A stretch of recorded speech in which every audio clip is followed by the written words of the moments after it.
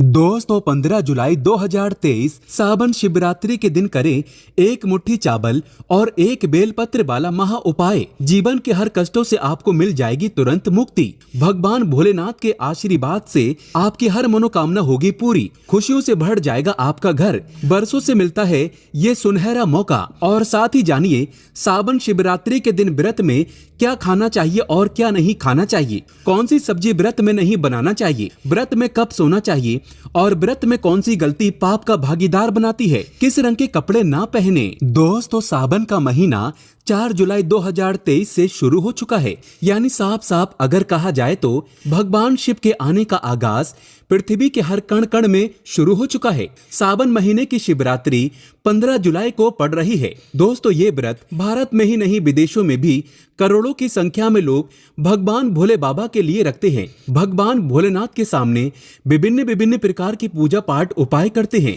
ताकि उन्हें भगवान भोलेनाथ का आशीर्वाद मिल सके। हिंदू पंचांग के अनुसार ये जो 15 जुलाई को सावन शिवरात्रि पड़ रही है बहुत ही अद्भुत और दुर्लभ है। हिंदू पंचांग के अनुसार सावन मास की चतुर्दशी तिथि की शुरुआत 15 जुलाई को रात 8:32 पर होगी और तिथि का समापन 16 जुलाई को रात 10:08 पर होगा। शिवरात्रि व्रत पर भगवान शिव की पूजा निशिता काल में की जाती है, इसलिए ये व्रत 15 जुलाई शनिवार को ही रखा जाएगा। सावन शिवरात्रि पूजा का समय। सावन शिवरात्रि पर भगवान शिव की पूजा का समय 16 जुलाई को रात 12:07 से रात 12:48 तक रहेगा। दोस्तों ऐसे में पूजा के लिए इस मुहूर्त पर करें पूजा। मुहूर्त पर पूजा पाठ करने से कई लाख गुना पूजा का विशेष लाभ प्राप्त होता है। भगवान शिव की पूजा 4 प्रहर में की जाती है। सावन शिवरात्रि के दिन प्रथम प्रहर की पूजा का समय शाम 7:21 से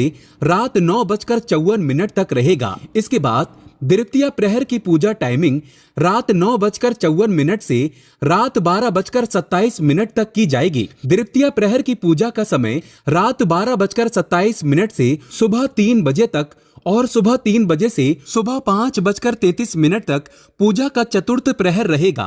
व्रत पारण का शुभ मुहूर्त 16 जुलाई को सुबह 5:33 से दोपहर 3:54 तक है। दोस्तों व्रत में क्या क्या खाना है और कब खाना है ये सारी जानकारी हम आपको इस वीडियो में बताएंगे।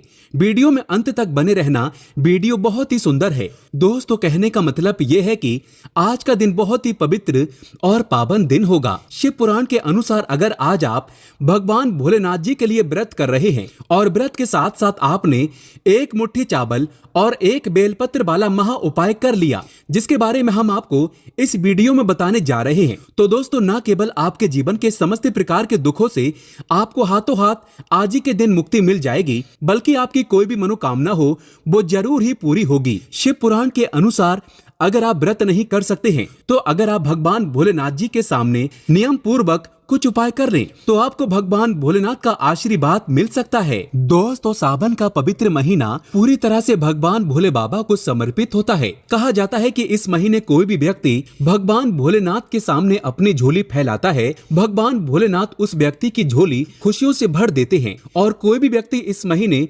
भगवान भोलेनाथ को सच्चे दिल से पुकारता है तो भगवान भोलेनाथ उसकी जरूर सुनते हैं और उसको अपना आशीर्वाद भी देते हैं। इसलिए अगर आप चाहते हैं कि भगवान भोलेनाथ की कृपा सदैव आपके ऊपर बनी रहे तो दोस्तों पूरी सच्ची श्रद्धा और पूरे विश्वास के साथ कमेंट बॉक्स में लिख दीजिए ओम नमः शिवाय हर हर महादेव। और दोस्तों अगर आप भगवान शिव जी के सच्चे भक्त हैं तो वीडियो को लाइक करना मत भूलिएगा। दोस्तों जरा एक बात को समझ लीजिए। कहा जाता है कि सावन का पवित्र महीना पूरी तरह से भगवान भोले बाबा को समर्पित होता है। इस दौरान कोई भी व्यक्ति भगवान भोलेनाथ जी की विधि विधान से पूजा कर ले तो मान के चलिए उसको भगवान भोलेनाथ का आशीर्वाद मिल सकता है। कहा जाता है कि सावन के महीने का जो सोमवार का व्रत होता है और सावन शिवरात्रि का जो व्रत होता है इसका अपने आप में विशेष और खास महत्व होता है। कोई भी व्यक्ति अगर सावन के महीने के प्रत्येक सोमवार को व्रत कर ले और सावन में जो शिवरात्रि आती है उसका व्रत कर ले तो माना जाता है कि भगवान भोलेनाथ की उसको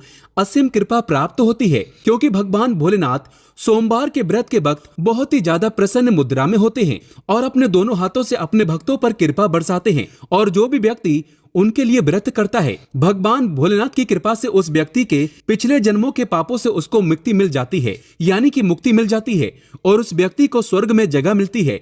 व्यक्ति शिवलोक में चला जाता है। इसलिए आपने भी देखा होगा कि भगवान भोलेनाथ के भक्तों की संख्या अन्य देवी देवताओं के भक्तों की संख्याओं में बहुत ही ज्यादा है। और कहा जाता है कि सावन का पवित्र महीना बहुत ही पवित्र महीना होता है, जिस दौरान की गई पूजा साधना क्रिया खाली जा ही नहीं सकती।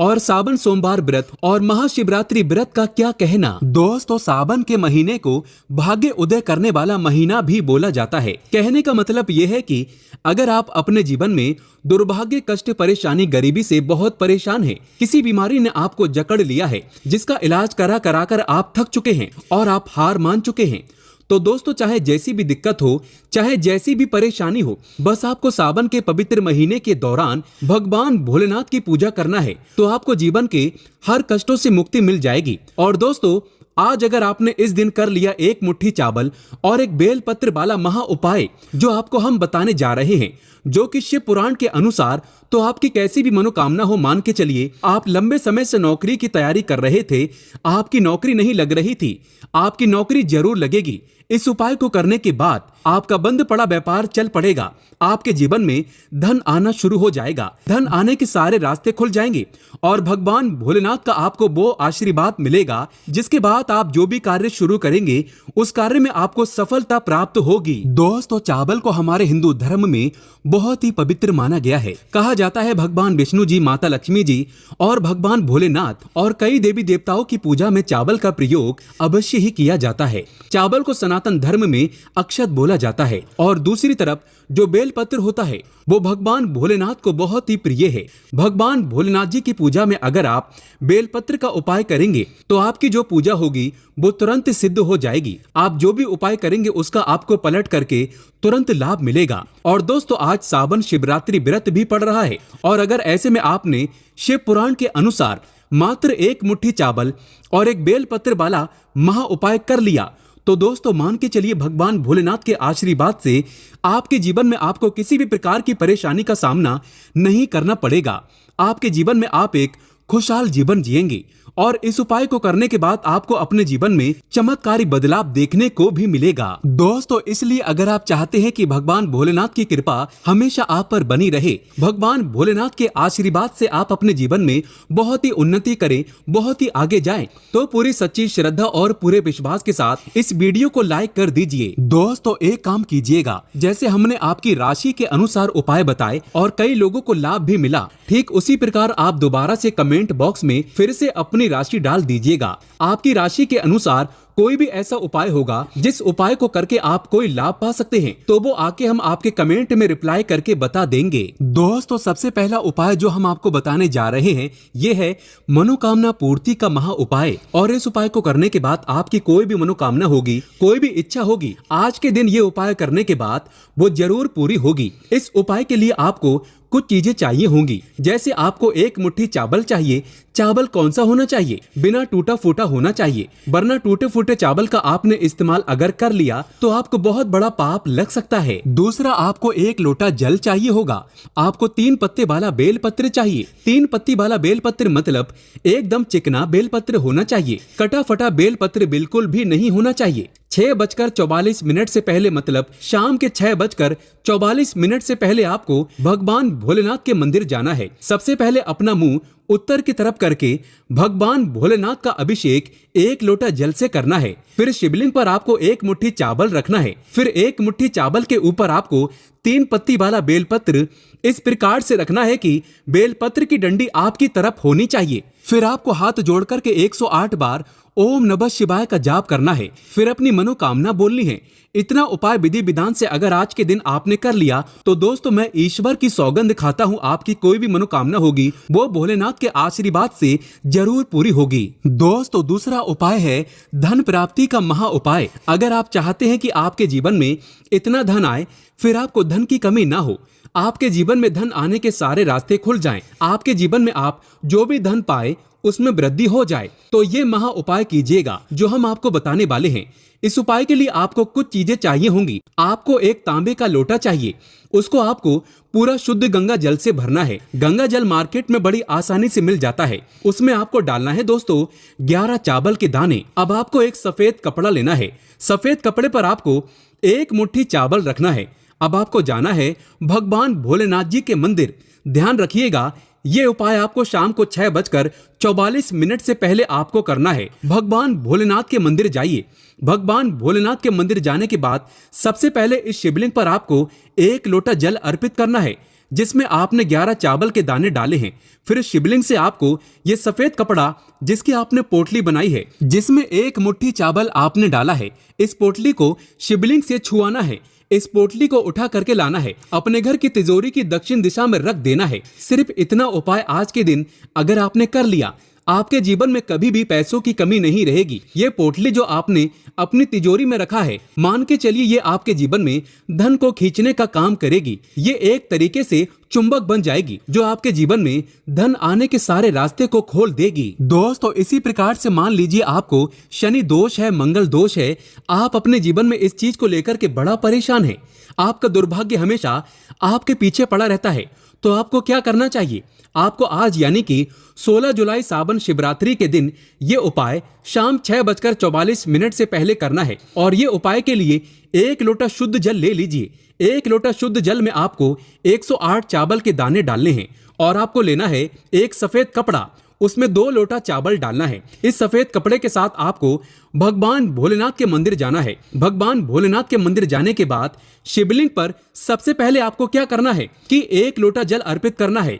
एक लोटा जल अर्पित कीजिए और ये जो सफेद कपड़े में आपने 2 लोटा चावल डाला है, ये मंदिर के पुजारी को दान कर दीजिए। इतना भर अगर आज के दिन आपने कर लिया तो मान के चलिए शनि दोष हो, मंगल दोष हो या किसी भी प्रकार का दोष हो, उससे आपको आराम मिलेगा, मुक्ति मिल जाएगी। भगवान भोलेनाथ के आशीर्वाद से जो भी आपका दोष होगा उसका प्रकोप लगभग ना के बराबर हो जाएगा। अब मान लीजिए आपको किसी बीमारी ने जकड़ लिया है जिसका इलाज करा करा के आप थक चुके हैं, आपको कोई लाभ नहीं मिलता, तो आपको क्या करना चाहिए? शाम को 6:44 से पहले 11 बेलपत्र लीजिए, भगवान भोलेनाथ के मंदिर जाइए, चंदन ले लीजिएगा, चंदन से उस बेलपत्र पर ओम नमः शिवाय लिख दीजिए और ये भगवान भोलेनाथ को अर्पित कीजिए। मान के चलिए सिर्फ इतना उपाय करने भर से आपको आपकी बीमारी से मुक्ति मिल जाएगी। दोस्तों, अब मान लीजिए आप नौकरी की तैयारी कर करके थक चुके हैं लेकिन आपकी नौकरी नहीं लग रही है, तो आज पूरे दिन में आपको एक लोटा शुद्ध दूध लेना है। उस लोटे में आपको 108 चावल के दाने डालने हैं और भगवान भोलेनाथ के मंदिर जाकर के इससे भगवान भोलेनाथ जी का अभिषेक करना है। ध्यान रखिएगा, अभिषेक करते वक्त आपका मुख उत्तर की तरफ होना चाहिए। इतना भर उपाय आज के दिन अगर आपने कर लिया तो आपकी नौकरी लग जाएगी। दोस्तों, मैं ईश्वर की सौगंध खाता हूं, आपकी नौकरी लग जाएगी, लेकिन सच्चे हृदय से ये उपाय अवश्य। दोस्तों, अब जान लेते हैं सावन सोमवार के व्रत में क्या खाना चाहिए और क्या नहीं खाना चाहिए। अगर आपने सावन सोमवार का व्रत रखा है तो आप इस दिन सात्विक भोजन ही करें। यह निर्जला व्रत नहीं होता, इसलिए इस व्रत में सेंधा नमक से बनी चीजें खा सकते हैं। अगर आपने फल खाने पर संकल्प लिया है तो नमक भूल कर भी ना खाएं, आप फल वगैरह ही खाएं और कुछ मत खाना। व्रत में बाहर का गन्ने का जूस मत पीना, उसमें नमक पड़ा होता है। बाहर का जूस भी मत पीना, उनके बर्तनों में भी नमक पड़ा होता है और वो नमक आपके मुंह तक जाएगा तो आपका व्रत खंडित हो जाएगा। व्रत में डब्बा बंद जूस नहीं पीना चाहिए, उसमें कई केमिकल पड़े होते हैं जिससे व्रत टूट जाता है। दोस्तों, सावन में कई बार शुक्रवार का दिन पड़ जाता है तो खट्टा भूल कर भी मत खाना, क्योंकि माता संतोषी इस दौरान जागृत अवस्था में हो जाती है, वो रुष्ट हो जाएंगी। इस दिन आप पानी पूरी, इमली की चटनी वगैरह, खट्टे फल वगैरह जाने अनजाने में भी मत खाना, क्योंकि इससे माता संतोषी क्रोधित हो जाएंगी। एक बार माता संतोषी रुष्ट हो गई तो आपको जिंदगी भर कष्ट भोगना पड़ेगा। माता रानी भोली हैं, पर सावन के महीने में जो भी शुक्रवार के दिन खट्टा खाता है उसे परेशानी और माता के क्रोध का सामना करना ही पड़ता है। सावन में साधारण नमक फलों पर लगाकर या अमरूद के बीच में भरकर भूल कर भी नहीं खाना चाहिए। आप सेंधा नमक फलों पर लगाकर खा सकते हैं। सावन के व्रत में चाय आप पी सकते हैं, लेकिन चाय में नमक मत डालना, इससे हड्डियां गल जाती हैं। सावन के व्रत में दूध नहीं पीना चाहिए, इससे भगवान शिव क्रोधित हो जाते हैं। सावन में हल्दी मिलाकर दूध पीने से भयंकर श्राप लगता है। सावन में बच्चों को दूध पी लेना चाहिए, पर घर में बड़ों को दूध नहीं पीना चाहिए। यदि सावन का व्रत अगर आपने मीठा रखा है तो आप खीर पराठा या दही पराठा खा सकते हैं। आप चाहें तो सेंधा नमक से बने आलू के पकवान खा सकते हैं। आलू की सब्जी कुट्टू के आटे की रोटी के साथ खा सकते हैं, लेकिन आटा ध्यान से देख लें, पुराने आटे में कीड़े पड़ जाते हैं, जिससे आपका व्रत खंडित हो सकता है। व्रतधारी को सावन सोमवार के व्रत में आटा, बेसन, मैदा, सत्तू, अन्न और अनाज का सेवन नहीं करना चाहिए। इसके अलावा अन्य किसी भी व्यक्ति को मांस, मदिरा, लहसुन, प्याज इत्यादि का भी सेवन नहीं करना चाहिए। वहीं व्रत रखने वाले व्यक्ति को धनिया पाउडर, मिर्ची पाउडर, सादा नमक का सेवन भूल कर भी नहीं करना चाहिए। सावन में चाहे आपका व्रत हो या ना हो, किसी भी व्यक्ति को कड़ी पकौड़ा नहीं खाना चाहिए। और वहीं पत्तेदार सब्जियां, पालक, मेथी, लाल भाजी, बथुआ, पत्ता गोभी जैसी सब्जियां या साग सब्जियां भूल कर भी नहीं खाना चाहिए। ये जहर के समान मानी जाती हैं। इसमें कीड़े आ जाते हैं, सांप, बिच्छू वगैरह आ जाते हैं। और जो भी व्यक्ति सावन में बैगन की सब्जी खाता है, उस व्यक्ति को घोर पाप लग जाता है। इसी कारण लोग द्वादशी और चतुर्दशी पर बैगन नहीं खाते। पत्तेदार सब्जियां क्यों नहीं खाई जाती, इसके पीछे एक कथा है, मैं आपको बताऊंगा। दोस्तों, सावन के पवित्र महीने में कौन सी गलतियां नहीं करना चाहिए? ये गलतियां पाप का भागीदार तो बनाती ही हैं, साथ ही साथ ऐसा व्यक्ति नरक में अटका रह जाता है। सावन में घर के सभी लोगों को सुबह जल्दी उठना चाहिए और जितना जल्दी हो सके कम से कम पहला सावन स्नान अवश्य करें। परिवार में सबको स्नान करना चाहिए। यदि कोई बीमार है तो उस पर गंगा जल के छींटे मार दें। सावन में किसी भी गरीब का अपमान ना करें, क्या पता उस गरीब के रूप में भगवान शिव हो, क्योंकि भगवान शिव सावन में अपने भक्तों की परीक्षा लेने आते हैं। सावन में देर तक सोने वाली महिला का पति बर्बाद हो जाता है और उसकी मृत्यु निकट भविष्य में जल्दी हो जाती है। इसलिए पति के उठने से पहले सावन में हर स्त्री को जल्दी उठ जाना चाहिए और भगवान शिव की पूजा करनी चाहिए। सोमवार व्रत आपको अवश्य करना चाहिए। ऐसा करने से धन लक्ष्मी का वास होता है। सावन में पति पत्नी को सहवास नहीं करना चाहिए। अगर आपने व्रत रखा है या आपकी पत्नी ने व्रत रखा है तो आप दूरी बनाकर रखें, क्योंकि इस दौरान भगवान शिव की शरण में होता है ऐसा व्यक्ति। सावन में घनघोर काले वस्त्र पहनकर शिव मंदिर में नहीं जाना चाहिए। चाहे तो आप घर में काले वस्त्र पहन सकते हैं, लेकिन मंदिर में भूलकर भी मत जाना और ना ही व्रत में काले वस्त्र पहनना चाहिए। वैसे तो सावन में लहसुन प्याज नहीं खाना चाहिए, पर यदि आपका व्रत है तो उस दिन पूरे परिवार को लहसुन प्याज से परहेज करना चाहिए। सावन के महीने में घर में गंदगी नहीं होना चाहिए, इससे प्रकृति नाराज हो जाती है। सावन में आपके घर का जो मंदिर है उसमें माचिस के खाली पड़े डिब्बे या माचिस नहीं रखना चाहिए। सावन में घर में किसी भी व्यक्ति को गाली नहीं देना चाहिए, चुगली आदि नहीं करना चाहिए।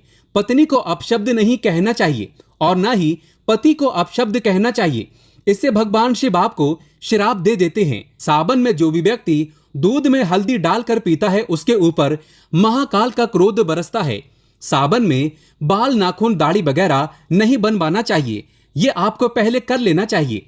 कोई ज्यादा समस्या हो तो आप ऐसा कर सकते हैं, पर शिवजी से क्षमा अवश्य मांग लें। सावन में शरीर पर तेल नहीं लगाना चाहिए। यदि आपका व्रत है तो आप शरीर पर तेल ना लगाएं। माता पिता का सम्मान करना चाहिए, क्योंकि माँ माता पार्वती और पिता भगवान शिव को माना जाता है, इसलिए माता पिता में इन दोनों का वास होता है। माँ पिता का आदर करने से भगवान शिव और माँ पार्वती प्रसन्न होती हैं। सावन में देवी देवता से जुड़ी कोई भी शुभ चीज उपहार के तौर में कभी किसी को मत देना, नहीं तो भगवान शिव आपके घर से सदैव के लिए चले जाएंगे। दोस्तों, आप जानते हैं सावन के इस पवित्र महीने में शिवलिंग पर कौन कौन सी चीजें नहीं चढ़ाना चाहिए जिससे आपको पाप ना लगे। शिव पुराण के अनुसार शिव भक्तों को कभी भी भगवान शिव को तुलसी, हल्दी और सिंदूर सहित ये 6 वस्तु नहीं चढ़ाना चाहिए। पौराणिक कथा के अनुसार केतकी के फूल ने ब्रह्मा जी के झूठ में साथ दिया था, जिससे नाराज होकर भगवान भोलेनाथ ने केतकी के फूल को श्राप दिया। इसलिए केतकी का फूल शिवलिंग पर नहीं चढ़ाया जाता और वहीं नारियल का पानी भी शिवलिंग पर कभी भी अर्पित नहीं करना चाहिए। शंख से जल भी भगवान भोलेनाथ को नहीं चढ़ाना चाहिए। शास्त्रों के अनुसार सुबह 5 बजे से लेकर सुबह 11 बजे तक शिवलिंग पर जल चढ़ाना बहुत ही शुभ और अत्यंत मंगलकारी होता है।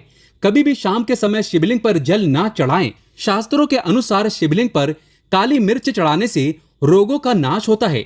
इसके साथ ही सुख समृद्धि की प्राप्ति होती है। घर में कभी भी अंगूठे के आकार से बड़ा शिवलिंग नहीं रखना चाहिए और शिवलिंग पर जल धारा अवश्य होना चाहिए। भगवान भोलेनाथ को टूटे हुए अक्षत कभी अर्पित नहीं करना चाहिए, इससे वो क्रोधित हो जाएंगे। सावन के पवित्र महीने में कटे फटे बेलपत्र शिवलिंग पर अर्पित नहीं करना चाहिए। बेलपत्र की संख्या 3 होना चाहिए।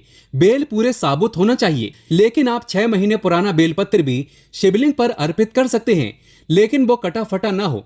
6 महीने तक बेलपत्र पवित्र और शुभ माना जाता है। सच्चे दिल से बेलपत्र शिवलिंग पर चढ़ाने से 21 मनोकामनाएं पूर्ण हो जाती हैं। भगवान शिव को दूध में पानी डालकर नहीं अर्पित करना चाहिए, इससे आपको फल भी इसी तरह ही मिलेगा। भगवान शिव को एक बूंद भी आप अर्पित कर सकते हैं, पर दूध शुद्ध होना चाहिए और आपका मन भी शुद्ध होना चाहिए। शास्त्रों के अनुसार पीतल के कलश से शिवलिंग पर दूध चढ़ाना सबसे उत्तम बताया गया है।